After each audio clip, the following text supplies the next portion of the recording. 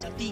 वहीं बिहार से परीक्षा के दौरान छात्राओं की चेकिंग की ऐसी तस्वीरें सामने आई जिसे देखकर सभी की नजरें शर्म से झुक जाएंगी।